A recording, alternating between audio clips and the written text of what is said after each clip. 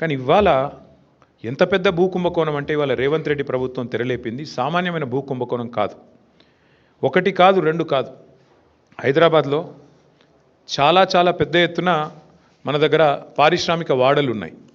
ఉదాహరణకి హైదరాబాద్ నడిబొడ్డున Azamabad industrial area ఉంటుంది. పక్కనే బాలానగర్, కుకట్పల్లి, జీడిమెట్ల, నాచారం, మల్లాపూర్, ఇంకా చాలా ఉన్నాయి. చుట్టూ పారిశ్రామిక వాడలు హైదరాబాద్లో ఓఆర్ఆర్ లోపల బోలెడు ఉన్నాయి. ఎక్కడ కూడా ఇవాళ మార్కెట్లో మీరు చూసినట్టయితే అక్కడ ఎకరం 40-50 కోట్లకు తక్కువ ఎక్కడ ఉండదు. గజాల లెక్కనే ఉంది, ఎకరం లెక్క కూడా లేదు. గజాల చొప్పున 2 లక్షలు, 1,00,000-1,50,000 గజానికి ఈ స్థాయిలోనే ఉంటుంది.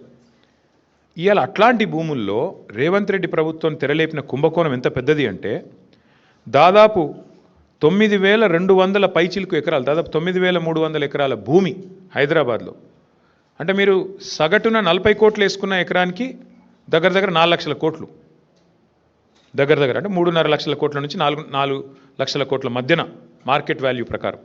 లేదు 50 కోట్లు వేసుకున్నారనుకో సగటున, దగ్గర దగ్గర 5 లక్షల కోట్ల విలువ చేసే ఆస్తిని అందులో మరి ఇవాళ ఆయన అనుయాయులకు, ఆయన వందిమాగదులకు, ఆయన బామ్మర్దులకు, ఆయన తమ్ముళ్లకు, ఆయన చుట్టూ ఉండే బ్రోకర్లకు ఇవాళ ఒప్పందాలు కుదిరించి ఒక అతిపెద్ద భూ కుంభకోణానికి రేవంత్ రెడ్డి ప్రభుత్వం మొన్న జరిగిన కేబినెట్ సమావేశంలో తెరలేపింది.